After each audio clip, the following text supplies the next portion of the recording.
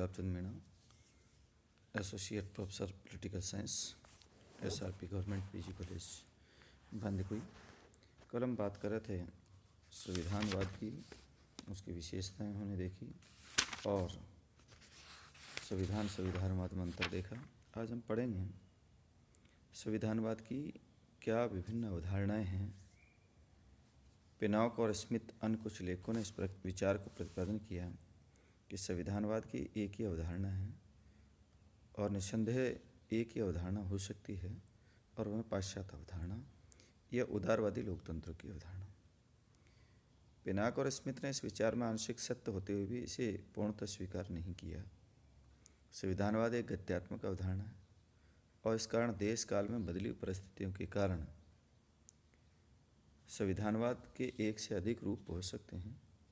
यदि संविधानवाद राजनीतिक समाज के आदर्शों, मूल्यों, मान्यताओं का बोध कराता है तो ये आदर्श विभिन्न राष्ट्रों में अलग अलग हो सकते हैं। अतः भिन्न संस्कृति वाले देशों में संविधानवाद की अवधारणा भिन्न हो सकती है। तो उस उद्देश्यों की प्राप्ति के साधनों के आधार पर संविधानवाद की 3 अवधारणाएं हो सकती है। पहला देखेंगे संविधानवाद की पाश्चात्य अवधारणा। संविधानवाद की जो पाश्चात्य अवधारणा है, ये यूँ कहें कि उदारवादी लोकतंत्र की अवधारणा है।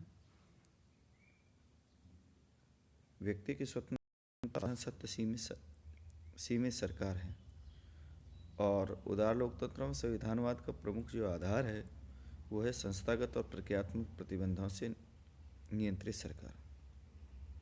और ये प्रतिबंधी राजनीतिक शक्ति द्वारा व्यक्ति की स्वतंत्रता के हनन से बचाव की व्यवस्था करते हैं। इसलिए पाश्चात्य संविधानवाद में राजनीतिक शक्ति पर सुनिश्चित नियंत्रण की व्यवस्था मूल तत्व। पाश्चात्य संविधानवाद के दार्शनिक आधार हैं एक व्यक्ति की स्वतंत्रता, दूसरी राजनीतिक समानता और तीसरी आर्थिक सामाजिक न्याय और लोक कल्याण की साधना। इन दार्शनिक लक्ष्यों को प्राप्त करने के लिए राजनीतिक शक्ति को साधन के रूप में प्रयुक्त किया जा सकता है। इसके लिए राजनीतिक शक्ति का संस्थाकरण किया जा सकता है, अर्थात राजनीतिक शक्ति व्यक्तियों के स्थान पर संस्थाओं में निहित की जा सकती है और शक्ति को संस्थाओं में निहित करके दोहरा उद्देश्य प्राप्त किया जा सकता है। पहला, सरकार को सीमित रखा जा सकता है। दूसरा, सरकार को उत्तरदायी बनाया जा सकता है। किसी भी प्रकार की संस्थात्मक व्यवस्था सरकार को तभी सीमित उत्तरदायी रख सकती है जब राजनीतिक व्यवस्था लोकतंत्रात्मक और प्रतिनिधात्मक हो। समाज व्यवस्था बहुत खुली हो, सरकार को सीमित करने, उन्हें उत्तरदायी रखने की सभी संस्थागत व्यवस्थाएं निम्न अवधारणाओं में प्रभावशाली बन सकती है।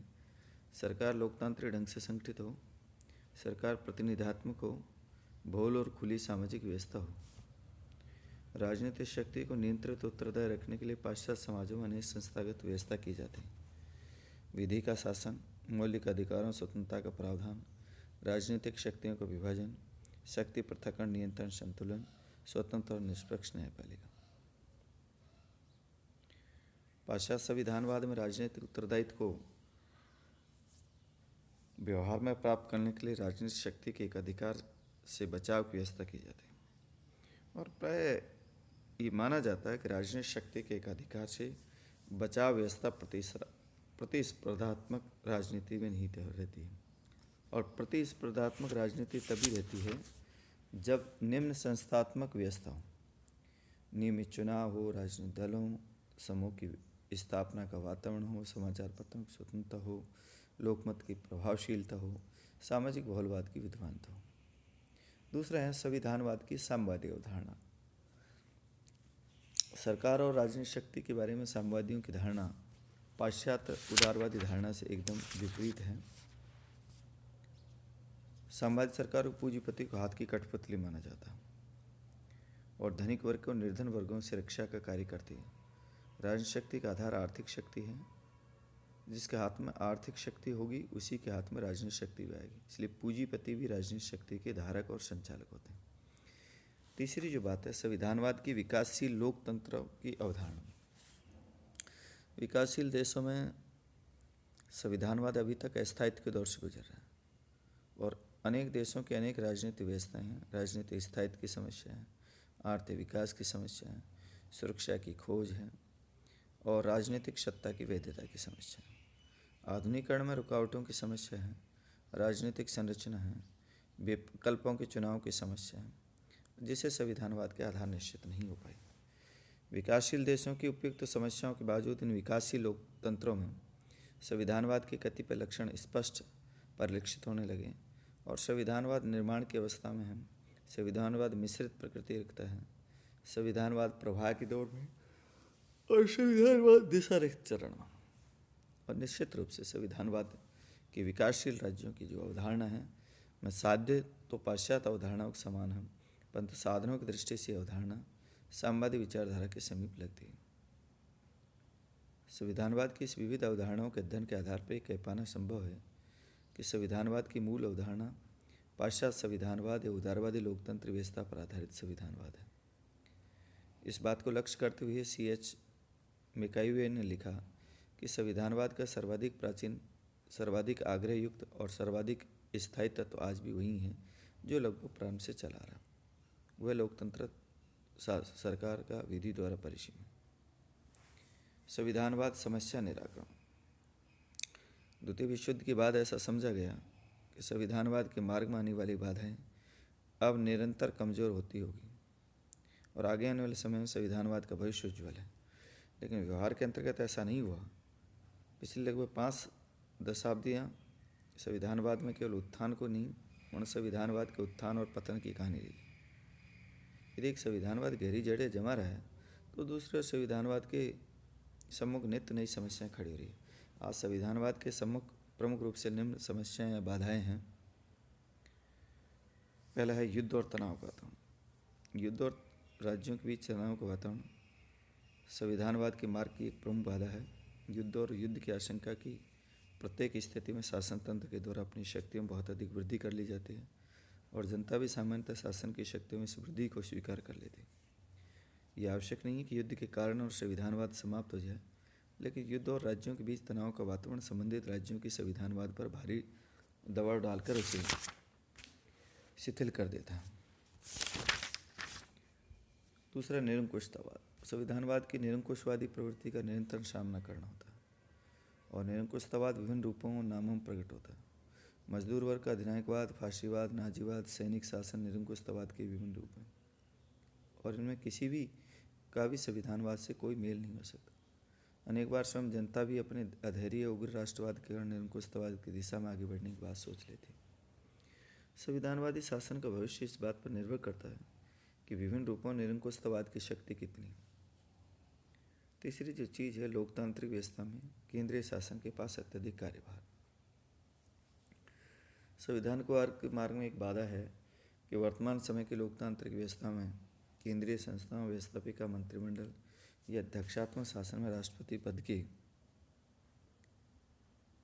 कार्यभार में बहुत अधिक वृद्धि देखी गई। केंद्रीय संस्थान जब इस कार्य को नहीं उठा पाती तब जनता में स्वयं संविधानवादी व्यवस्था के प्रति असंतोष की स्थिति का उदय होता है। चौथी जो है, जनता की आर्थिक सामाजिक असंतुष्टि। और ये निस्संदेह रूप से कहा जा सकता है कि संविधानवाद आर्थिक सामाजिक संतुष्टि की दिशा में आगे बढ़े तभी उसका मार्ग निरापद होता है। पांचवी जो चीज़ है, विभिन्न वर्गों द्वारा संविधान प्रदत्त स्वतंत्रताओं का दुरुपयोग। संविधानवाद नागरिकों का शासन की आलोचना करने, शासन का विरोध करने के लिए जन आंदोलन का मार्ग अपनाने का अधिकार प्रदान करता है। लेकिन जब विभिन्न नागरिक समूह संविधान प्रदत्त स्वतंत्रताओं को दुरुपयोग करने की दिशा में प्रवृत्त होते हैं तब संविधानवाद के लिए संकट खड़ा हो जाता है। नागरिकों द्वारा इस बात को समझ लिया जाना चाहिए कि सरकार का विरोध करने से उस अधिकार की सीमा है और सीमाओं का पालन अवश्य किया जाना चाहिए। शासन में इतनी सामर्थ्य होनी चाहिए कि उसके द्वारा संविधानवाद विरोधी तत्वों को नियंत्रित किया जा सके और कमजोर सरकार भी संविधानवाद के मार्ग की एक बड़ी समस्या बन जाती है। संविधानवाद के अस्थायी स्थगन से उत्पन्न समस्या। अनेक बार जब जन असंतोष गंभीर आंदोलन की स्थिति को जन्म देता है अथवा संविधानवाद विरोधी तत्वों के द्वारा संविधानवाद के लिए गंभीर चुनौती खड़ी कर दी जाती है तो स्थिति का सामना करने के लिए संविधानवाद को आंशिक रूप से अस्थायी रूप से स्थगित करना आवश्यक होता है। अब देखेंगे हम समस्याओं का निराकरण। विकसित देशों और विशेषतः विकासशील देशों में संविधानवाद के सम्मुख कुछ समस्या निश्चित की गई है। इन समस्याओं के निराकरण हेतु कुछ सुझाव निम्न हैं। सामर्थ्यवान लेकिन मर्यादित शासन। एक विचार अत्यधिक महत्वपूर्ण है, विवेकपूर्ण है कि शासन जितना कमज़ोर होगा संविधानवाद उतना ही सुरक्षित रहेगा। ऐसे सरकार जो शासन नहीं कर सके संविधानवाद को बनाए रखने में समर्थ नहीं हो सकती।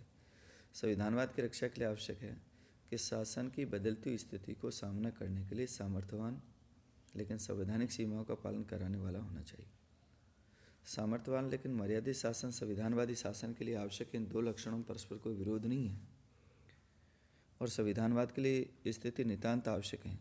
यदि नागरिकों का कोई समूह अपने नीति राजनीतिक स्वार्थों से नासमझी में संविधानवाद के लिए चुनौती बन जाए तो संविधानवाद की रक्षा के लिए शासन का कर्तव्य हो जाता और उन तत्वों के विरुद्ध बल प्रयोग करे, लेकिन अब बल प्रयोग उतनी सीमा तक होना चाहिए जितनी सीमा तक नितांत आवश्यक है। दूसरा, शक्तियों का विभाजन, नियंत्रण, संतुलन, सत्ता का विकेंद्रीकरण। अब मॉन्टेस्क्यू के शक्ति विभाजन सिद्धांत को कठोरता के साथ किसी भी राज्य व्यवस्था में नहीं अपनाया जा सकता, लेकिन संविधानवादी शासन के लिए आवश्यक है कि थ्योरी ऑफ सेपरेशन सिद्धांत को उनकी भावना में अवश्य अपनाया जाए और इसी दृष्टि से नियंत्रण संतुलन की व्यवस्था को अपनाया गया। उस बात का ध्यान रखा गया कि सरकार का कोई अंग अनियंत्रित अधिकार और सत्ता के दुरुपयोग की स्थिति प्राप्त नहीं कर ले। इस दृष्टि से किसी भी राज्य में धर्म, भाषा, क्षेत्रवाद की विविधता हो और विभिन्न वर्ग संस्था संघात्मक व्यवस्था को अपनाने की मांग करे तो संघात्मक व्यवस्था को अवश्य अपना लिया जाना चाहिए। जहाँ तक सत्ता का विकेंद्रीकरण का संबंध है, एकात्मक शासन में भी सत्ता के विकेंद्रीकरण की स्थिति को अपनाया जा सकता है और अवश्य अपनाया जाना चाहिए। आज की परिस्थितियों में राज्य के कार्य बहुत अधिक बढ़ गए हैं, लेकिन ऐसी स्थिति में सत्ता का विकेंद्रीकरण शासन की कार्यकुशलता में वृद्धि करेगा और नागरिकों को उत्तरदायी नागरिक बनाएगा। तीसरी बात जो है, स्वतंत्र न्यायपालिका और न्यायिक पुनरावलोकन की व्यवस्था। आज की परिस्थितियों में विश्व के लगभग सभी राज्यों में कार्यपालिका की शक्तियों में बहुत अधिक वृद्धि हुई है। कार्यपालिका और साथ ही व्यवस्थापिका की शक्तियों पर नियंत्रण की आवश्यकता है। इसके लिए न्यायपालिका को न्यायिक पुनरावलोकन की शक्ति अथवा व्यवस्थापिका कार्यपालिका कार्य संविधान के प्रतिकूल होने पर उन्हें अवैधानिक घोषित करने की शक्ति होनी चाहिए। न्यायपालिका शासन के विभिन्न अंगों को उनकी सीमाओं में रख सके। न्यायपालिका स्वतंत्रता को बनाए रखने तो सभी आवश्यक प्रतिबंध किए जाने चाहिए। लोक कल्याणकारी राज्य की स्थापना और सामाजिक आर्थिक न्याय की प्राप्ति। संविधानवाद की रक्षा के लिए लोक कल्याण की घोषणाएं नारे पर्याप्त नहीं है। लोक कल्याण की दिशा में ठोस कदम उठाए जाने की आवश्यकता है। संविधानवाद को बनाए रखने के लिए आवश्यक है कि आर्थिक विषमता या असंभव अधिकाधिक सीमा तक दूर की जा सके, आर्थिक सामाजिक न्याय के लक्ष्य को प्राप्त किया जा सके। अधिकांश विकासशील देशों की जनता का धैर्य समाप्ति कगार पर है और यथासंभव अतिशीघ्र और प्रभावी कदम उठाए जाने की आवश्यकता है। पांचवी जो है निराकरण में, राजनीतिक व्यवस्था में अपेक्षित सुधार। संविधानवाद एक गतिशील अवधारणा है और आज संविधानवाद की रक्षा के लिए राजनीतिक व्यवस्था में कुछ सुधार अपेक्षित है। कुछ सुधार अवश्य दिए जा सकते हैं। व्यवस्थापिका सभा की सदस्य संख्या में कमी की जानी चाहिए। और छठा, अंतर्राष्ट्रीय संगठन को प्रभावशाली बनाना। Doctor KC. विहर ने लिखा कि वस्तुतः शांति और संप्रभुता संविधानवादी शासन के सबल सहयोगी हैं। राज्यों के आपसी संबंधों में शांति और सहयोगी संबंधों की स्थिति को बनाए रखने के लिए संयुक्त राष्ट्र संघ जैसे अंतर्राष्ट्रीय संगठन को अधिक प्रभावशाली बनाए जाने की आवश्यकता है।